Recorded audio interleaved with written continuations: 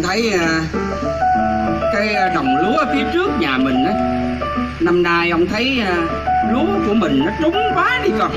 Dạ. Mà ông tính như thế này. Ông tính sao ông chủ? Ông tính là còn phá hết tất cả. Phá hết gì ông chủ? Những cái kho cũ đó không thể chứa lương thực năm nay được, mà con phải phá hết, làm lại cái kho mới gấp 5, gấp 6 lần cho năm ngoái. Gấp 6 lần. Để ông chứa lúa với lại những cái lương thực mà ông dự trữ. Rồi ông sẽ nói với linh hồn mình rằng hãy nghỉ ngơi, ăn uống sung sướng và vui vẻ. Lấy thuốc cho ông con ơi. Dạ chủ. Sao lúc này ho dữ vậy biết. Lấy thuốc mà cũng lâu nữa à. Dạ thuốc đây ông chủ ơi.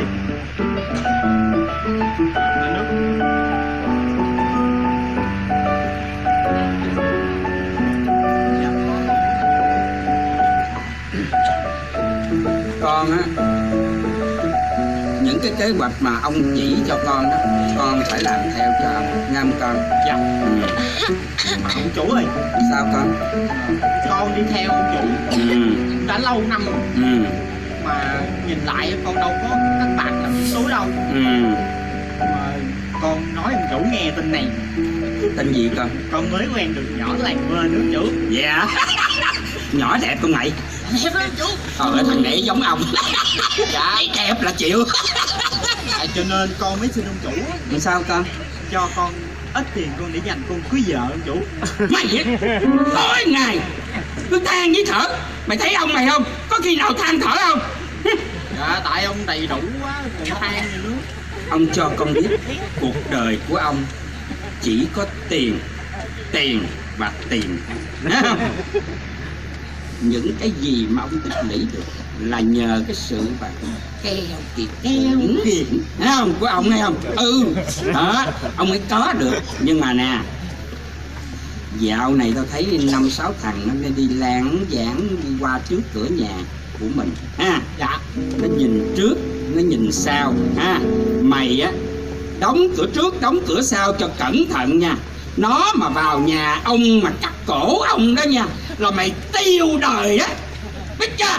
Dạ mà ông chủ yên tâm đi ông chủ. Sao con? Con mới làm gì mà chú không yên tâm? Dạ con mới nghe làng kế bên đó ông chủ. Sao con? Trộm nó vô nhà giết hết người ta mà nó lấy đâu được có mấy trăm ngàn ông chủ.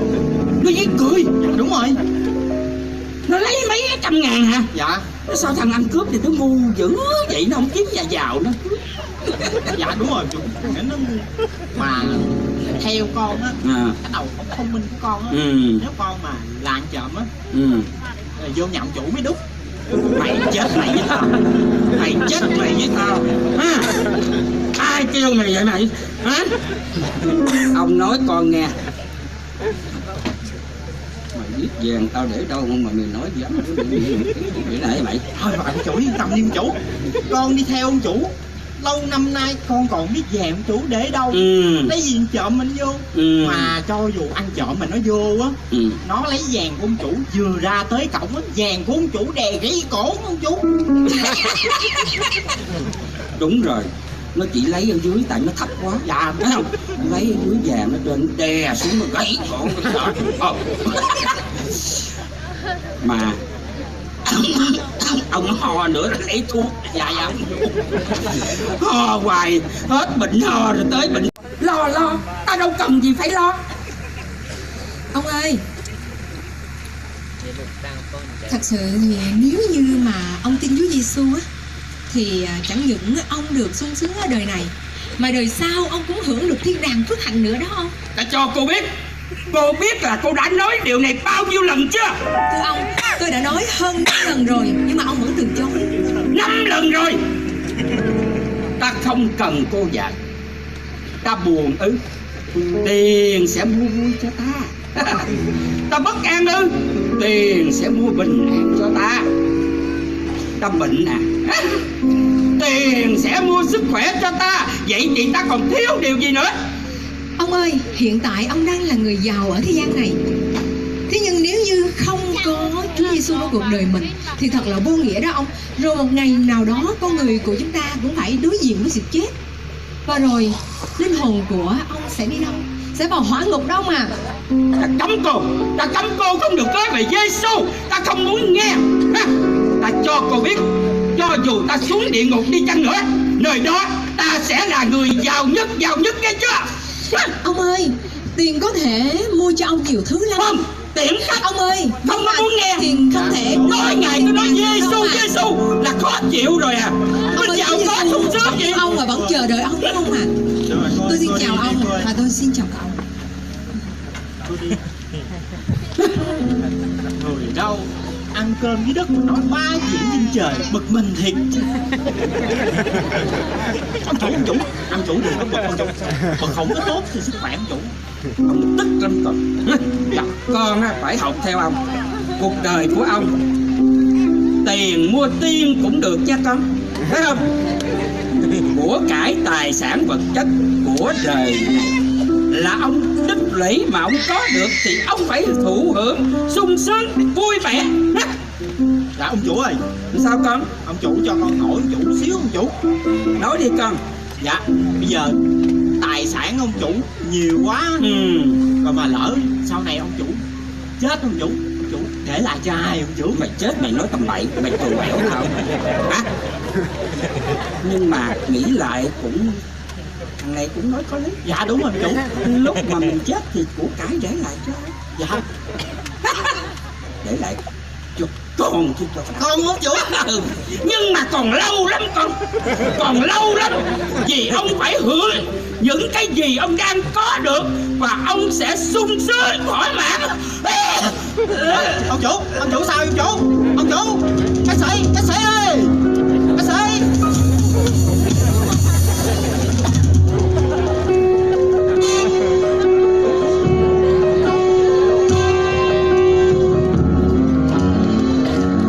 Vàng đâu? Tiền bạc của ta đâu? Đem lại đây cho ta tất cả.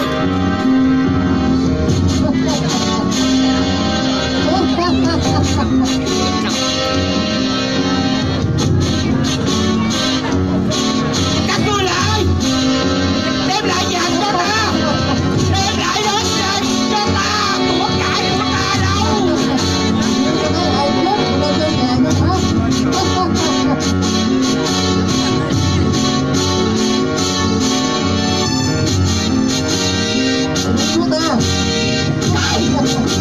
Ta không muốn đi với các người.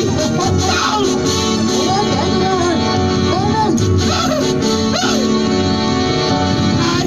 Ai cứu tôi với?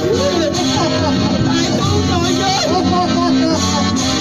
Không. Ta không đi với các người đâu. Ta không muốn đi với các người. Ta không muốn đi địa ngục với các người. Ai cứu tôi với? Đừng để tôi xuống địa ngục. Tôi chỉ thích đi chịu đàn mà thôi.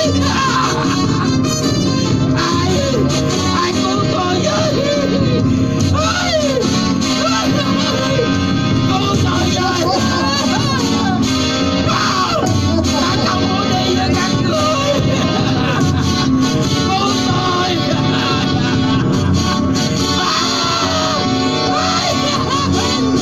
Cứu tôi.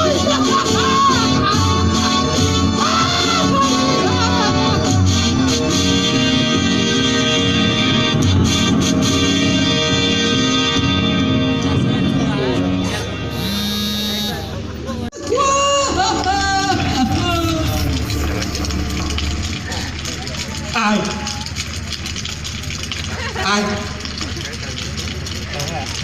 Đúng rồi, đúng là người ăn mày khi trước đã ăn xin đến trước cửa nhà ta đây mà. Các vị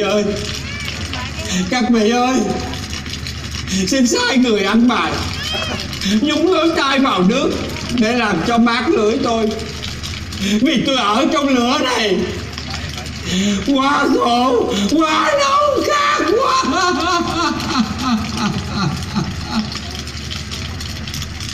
Không được đâu, vì nhà ngươi đã từ chối phương cách thoát ra hồ lửa. Bây giờ ngươi phải gánh chịu hình phạt mà thôi. Không ai có thể đến để cứu giúp ngươi được, vì giữa chúng ta đã có vực sâu ngăn cách rồi. Người ăn xin biết chăm lo cho cõi đời sau của mình, đã tin nhận Chúa Cứu Thế Giêsu, nên bây giờ người được sung sướng và hạnh phúc thoát khỏi hồ lửa địa ngục. Các vị ơi, hiện giờ tôi còn 5 anh em vẫn đang còn sống. Xin sai người ăn bài đến nhà cha tôi để họ nói những gì mà tôi chịu khổ ở trong lửa này. Ôi Chúa ơi, làm sao đây? Về những người anh em của ngươi đừng lo, vì đã có người tin Chúa Cứu Thế Giêsu đến để nói về điều này rồi. Sự lựa chọn thuộc về họ. Nếu họ không nghe theo, không chăm lo cho linh hồn của mình, không tin nhận Chúa Cứu Thế Giêsu, thì chắc chắn họ sẽ nhận lấy hình phạt nơi hồ lửa giống như người. Ai cứu tôi thoát khỏi hồ lửa? Ai cứu tôi thoát khỏi hồ lửa này? Tôi khổ ở trong lửa này quá rồi, nóng quá, khát quá. Trước đây ta còn sống ở trên trần gian, biết bao nhiêu điều. Ta có những cái tự do của mình, nhưng tự do của mình trở nên ích kỷ, sống đầy tham lam, chắc bóp, làm đủ mọi điều xấu xa. Nhưng ta có nhiều cơ hội gặp được Chúa Giêsu. Có bao nhiêu người đã nói về Chúa Giêsu cho ta, nhưng ta không bao giờ chấp nhận. Tại sao ta đã bỏ mất những cơ hội này? Bây giờ đồng bào của ta, biết bao nhiêu người anh em, dòng họ bà con ta chưa được cứu, cũng sẽ giống như ta ở trong lửa địa ngục này, khốn khổ, nóng quá, khát quá. Ai cứu ta? Có nhiều lần Chúa nói với ta hãy đến với Chúa Giêsu, nhưng ta cứ từ ngài. Ôi, thật là khốn khổ.